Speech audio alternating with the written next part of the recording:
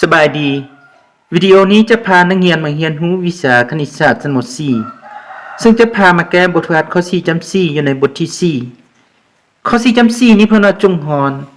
เฉพาะคลิปนี้จะพานักเรียนมาแก้ข้อที่6เท่านั้นเพราะว่าข้อที่1หาข้อที่5ได้พานักเรียนแก้อยู่ในคลิปก่อนแล้วข้อที่6นี้เพิ่นให้มาเป็น1ส่วน6บวกให้1ส่วน5ส่วนให้1ส่วน4บวกให้1ส่วน3และเท่ากับเท่าใดสำหรับเลขข้อนี้วิธีแก้ก็จะได้ปฏิบัติคือวิธีแก้อยู่ในข้อที่1หาข้อที่5ที่ได้ผ่านในเหตุแก้อยู่ในคลิปพันๆมาซึ่งเราจะพยายามผ่านเปลี่ยนให้ทางเทิงนี้ได้เป็น2เลขส่วนที่มีพูดคือกันทางร่มนี้ก็พยายามผ่านเปลี่ยนให้ได้เป็น2เลขส่วนที่มีพูดคือกันแล้วเราจึงนำใช้การบวกเลขส่วนที่มีพูดคือกันซึ่งได้ปฏิบัติอยู่ในบทเรียนและเพิ่นก็ได้เสนอละเอียดเป็นสูตรอยู่ในบทเรียนแล้วสำหรับ1ส่วน6บวกให้1ส่วน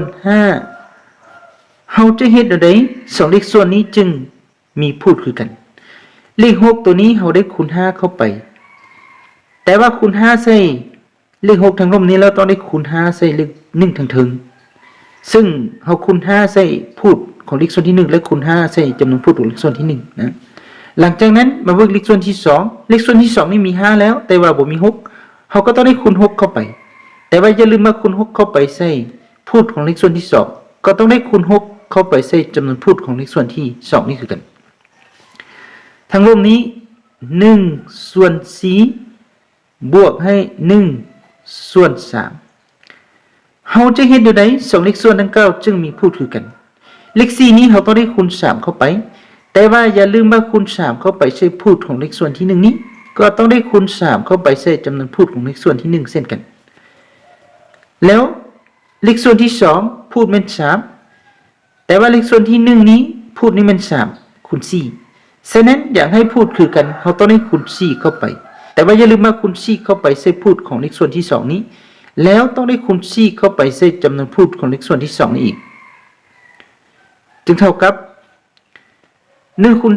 5ก็ได้5ส่วนให้6คูณ5ก็ได้30บวกให้1คูณ6ก็ได้6ส่วนให้5คูณ6ก็ได้30ส่วนให้1คูณ3ก็ได้3ส่วน4คูณ3ได้12บวกให้1คูณ4ได้4ส่วนให้3คูณ4ได้12และจึงเท่ากับมาฮอดนี้เราสังเกตเบิ่งทางเทิงนี้ได้เป็น2เลขส่วนที่มีพูดคือกันคือเลขส่วนที่1พูดแม่น30เลขส่วนที่2พูดก็แม่น30ฉะนั้นเราก็มาปฏิบัติ